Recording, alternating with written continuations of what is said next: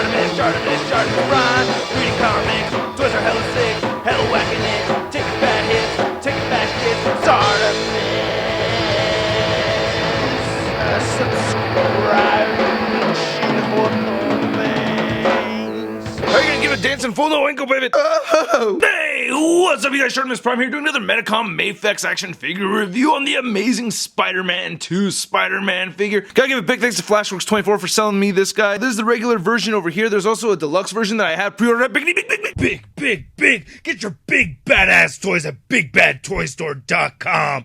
Click the link in the description below. So I'll be reviewing that version as well. Now this guy so far, I don't know if you could tell, it's a very reflective looking Spider-Man in here compared to the product shots that we're seeing. This does not look so shimmery and everything as the actual figure so far. And then we get some product shots right over here on the back. And then at the top there's Spider-Man again. And then here he is once more. Wonder if the deluxe version is going to look a little bit more like this. Then for your packaging comparison, here's the amazing Spider-Man 1 MAFEX figure. You can see that it has been crushed by the giant foot of Jerry Nightmare, which cracks me up to this day because he's the one that got me into MAFEX. Anyway, let's get to it and crack this thing open. So here's a long anticipated amazing Spider-Man 2 MAFEX Spider-Man out of the packaging. And I do have some mixed feelings about this figure. I think it is a very good figure. For this particular version, I don't know how the deluxe one's going to look, but this guy has a very strong metallic paint to it that I'm not a big fan of. It really reminds me of the Figma Amazing Spider-Man 1 figure. It's got that same kind of shininess to it, where I preferred the more flat look that we got from the Amazing Spider-Man 1 MAFEX figure. I would prefer the matte paint like we saw in the Hot Toys Amazing Spider-Man 2 figure, but overall this is very, very good. It does come with the same exact accessories that we got with the first Amazing Spider-Man MAFEX figure. This stand right here is pretty much what I use in almost all of my videos. A lot of people ask me about which stand do you use, and it's the MAFEX Amazing Spider-Man 1 stand or the Batman Dark Knight one from MAFEX. So this clip right here, it's adjustable. You can use a screwdriver to, adjust the tightness of this, and you can rotate this as well. It has a hinge right here, and one at the bottom, and it can rotate at the bottom as well as rotate up there. And then you get these two other options where you could plug this in. So it's very similar to a Figma stand, but I just think it's a little bit better because this joint is adjustable. You could really tighten this up very well if you want to. I actually recommend loosening this up just a little bit. Just like the first MAFEX Amazing Spider-Man figure, we get two-fisted hands, we get a pair of whipping hands, you get his webline holding hands, which kind of looks like a thumbs up hand a little bit, right? Kind of got a little thumbs up going on. Then you get these regular relaxed hands, and then you get his wall crawling hands. Just like the very first MAFEX Spider-Man, we get the same three webbings over here. You get this zip line web right there, and then you get the two whipping webs. And I really like the sculpt on these. Here's a comparison to the first Amazing Spider-Man one. This one seems to be a bit more translucent than these. These seem to have a little bit of a milkier kind of look to them. So you get the swinging web in there. We just like stick it through his hand, and it kind of just loosens up, but you can get him to hold it all right. Then attaching the whipping web, just to run that over the peg right there, and then you want to grab one of the whipping hands. Yeah, see, these are really stiff putting these on there. I really like the head sculpt on this guy. I like what they did with the eyes over here too. I think that's really neat how they have that piece of clear plastic with white underneath it. And I like the gunmetal color for the cobwebbing throughout the face mask over here. That looks really nice. You get all those little dents and everything in there. You don't get any black running through the red sections like how we'd gotten on the first Amazing Spider-Man figure. And he does have that kind of funny egg-headed shape as he should have. The Andrew Garfield Spider-Man kind of has that shape. But still, the sculpt is really cool looking. I'm digging it. That goes for the rest of the figure too. I think the paint came out very clean on this guy. Very thorough with all the sculpting in here too. I think it came out very good. You got those seams right there. That's pretty accurate detail that they have on that.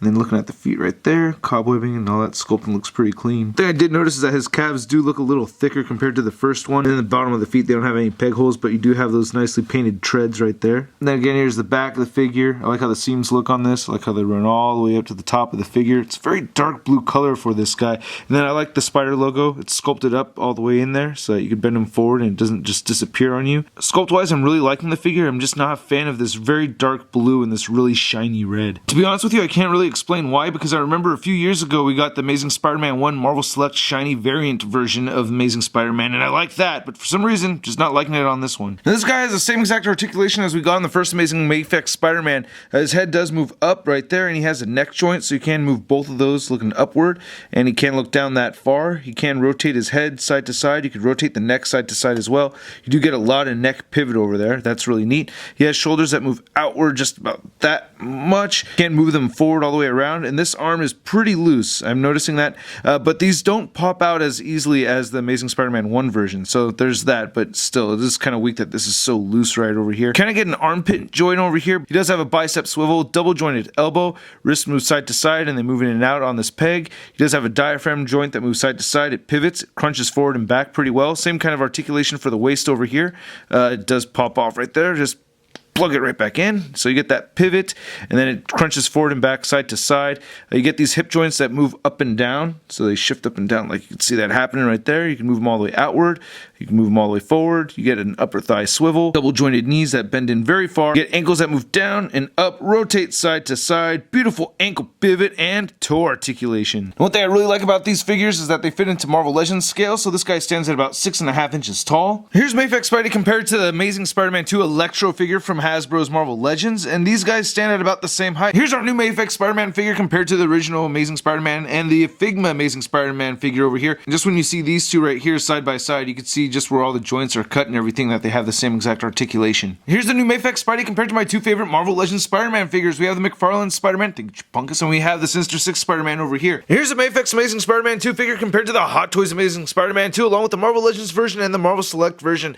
And I will say that the Hot Toys version is my favorite Amazing Spider-Man 2 figure. I just really like how the colors look on this one. This is actually the most screen accurate in my opinion. You can see the MAFEX one is much darker. And of course, here he is next to the Marvel Legends Big Time Letdown Spider-Man. Spider-Man party, yeah! Whoa, way to take the spotlight, Big Time Letdown. I've sure complained about this figure a whole hell of a lot, but I really do like it. Actually, the fun factor is still there. The articulation is awesome on this, and I really do like the sculpt on it, but, you know, it's just the paint that bothers me. And for the most part, I'm really excited for how the deluxe version is going to look. That's going to come with a ton of accessories, and I will be reviewing that figure as well. And I hope you guys liked my video. If you did, please hit the like button, hit the subscribe button if you haven't already. Check out my review of the Hot Toys Star-Lord, man. And then check out my review of something else down there at the bottom, along with the Shartimus Wang channel. And make sure you check out MarvelousNews.com for the latest Marvel-related news and a photo gallery of images from this review. I'll catch you guys later. Peace.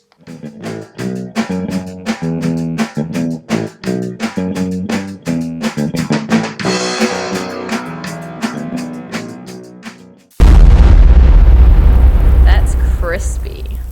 Then for your box comparison, okay, now